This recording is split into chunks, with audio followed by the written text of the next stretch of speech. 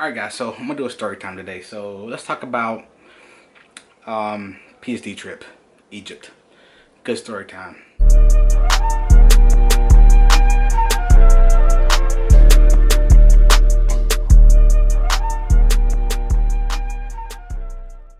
Hey guys, welcome back to Getting to Greatness. It's your boy, Staff Sergeant, with another episode of Getting to Greatness, guys. Hey, so today's gonna be a story time. I'm gonna be talking to you guys about one of my trips that I did years ago. I got to go to Egypt. I know I posted it on the Throwback Thursday here recently. For those that don't know, I broke my hand. I had to have surgery. So bear with me and my club. Hey, but we're going to still get through the story time anyway. All right, so years ago, it was like 2011, which is crazy to think now. Like, that's a long time ago. Even though it seems like yesterday, we had to go to Egypt.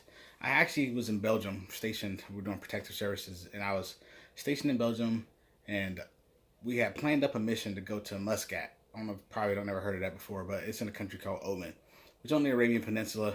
Totally different story. Google it if you never heard of it before. All right, so they canceled the mission last minute. They were like, "Hey, we got to go do some other stuff." And at the time, you guys don't remember. So back in the day, like 2011 time frame in Egypt, they had a revolution like 2010. They had two revolutions like back to back.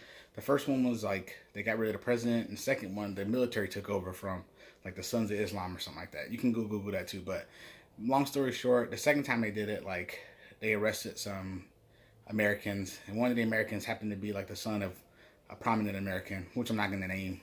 But basically, we got tasked with going to Egypt and trying to negotiate like the release of that person, which was pretty cool, because back then when I did protection, every day I knew that my job mattered. That makes sense. Not that it doesn't matter now, because I know every day, I'm impacting people when I'm teaching and doing things. But back then, I knew for a fact, like, I would go do a mission, get back to my room at night, and turn the TV on and, like, see on CNN, hey, today such and such happened. Today, Don't Ask, Don't Tell got repealed. I was actually there the night when the chairman of Joint Chiefs of Staff got the call from the president and told the other chairs for the different services that it was going to be hitting the news the next day. So it's crazy for me, like back then to think that, not to think, but it's crazy for me looking back knowing that like I was there when history was being made in a lot of instances. So again, back to Egypt. Anyway, so the whole reason why we were there, that's not necessarily part of the story. So how I thought I was going to die. There was a few times when I thought I was going to die during protection. Not very many though. One other time in Slovakia. I'll do another story time about that maybe.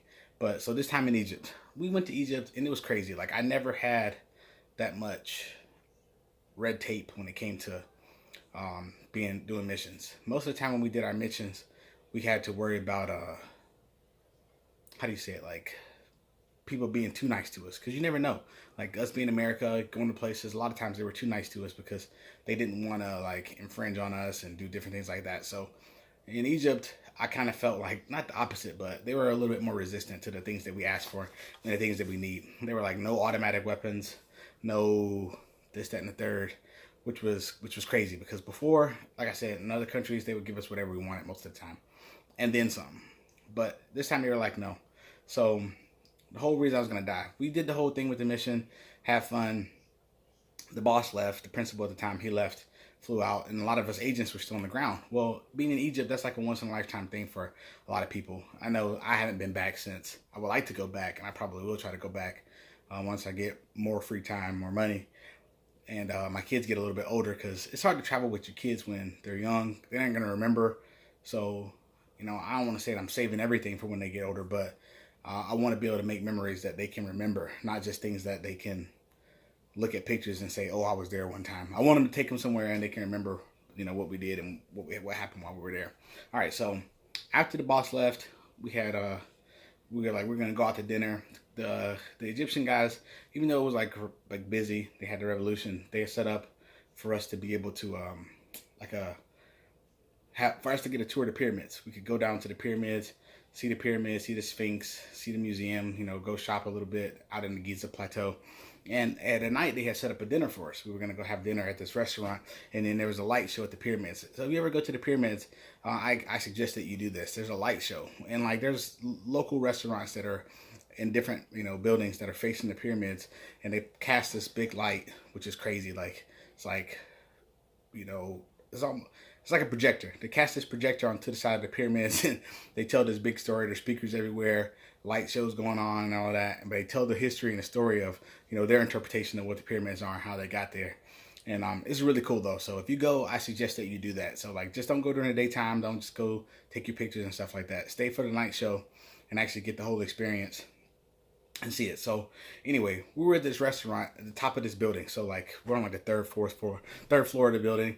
And while we're out there, excellent food. Food was like 4-star, you know.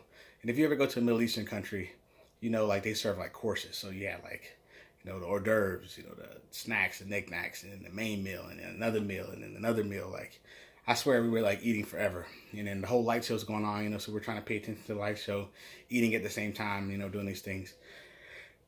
So we got to the end of our meals and whatnot. We're just relaxing, still watching the light show and seeing everything on the side of the pyramids. And we looked down and realized that by our vehicle was this group of people that had started to congregate. And I was like, man, remember I told you this was during the revolution, so we don't necessarily know like how volatile these people are, what's going to be happening and things like that. So I was like, you know, what's going to happen? Luckily, we obviously were armed, being there in that capacity. We had weapons, but you know, we're counting our bullets. We're like, hey, what do we got? What can we do? And long story short, we were like, hey, we might have to shoot our way out of this. Luckily, we didn't have to though. So we get down, we finish our food. We're just gonna enjoy our time right now. We'll deal with that when we get there. You know, our driver was still at the vehicle, you know, but there's a whole group of guys, you know, like 20-something guys, and there were only like 4 of us, you know, eating this dinner, relaxing. So we finished the whole dinner, got ready to leave, go down to the bottom, and lucky for us, they didn't try anything. They like looked at us weird, you know. I think they really were there, probably tried to intimidate us, but like I said, we had weapons too. So I was like, I'm looking at, you know, being in the Army, you know, you look at a crowd, you're like, I hate to say it, but you're like, hey, who am I gonna kill first, or who am I gonna shoot first? And yeah, so I had that moment then. It's like, what am I gonna do? What's gonna happen? So luckily they didn't try anything. We got to go back to the hotel, hung out, and the next day I flew back to Belgium and went on with the rest of my life. We could talk about what happened next in my career. I ended up being a drill sergeant. While I was on that trip to Egypt, though, I got the news, the email, you know, saying congratulations, you know, you've been selected for the drill sergeant program, which I am proud and happy that I was a drill sergeant. But hey, I thought I was gonna die in Egypt. So, oh, I forgot another part of the trip. So, like, the second time I thought I was gonna die while we were in that trip in Egypt, we were on the general I was guarding. He was doing a negotiation with the Egyptian general. All right, so the general I was guarding, he was doing a negotiation, or they had like a meeting, and we were there, and like off in the distance, you could hear, wow, wow, wow, wow, wow, like protests. But I mean, like you could hear thousands of people, like thousands, and I was like, can anybody hear this? So like out of nowhere you see like all these Egyptian army dudes like running to their towers. Like we were on this base in Cairo, but they were running around, you know, from tower to tower, you know, grabbing their weapons, loading. And I'm thinking like they don't have having any kind of automatic weapons. All I got is my pistol, my sidearm. That's it. I got like 45 rounds. It's like, what am I gonna do? You know, if we really get attacked in this place or whatever. But lucky for us, they didn't want to mess it up either, because like their own people turned the protest and made them go a different way, so they didn't actually interrupt what we were doing in our meeting, and they saved the day. But it was tense for a few moments there because I didn't know what was going to happen. Crazy times. Crazy. I could elaborate more on this story, but I'm not going to hold you guys too long. Hey, remember, guys, every day do something to make yourself better. If you can help others in the process, do it as well, guys. Till next time, get to greatness. Peace.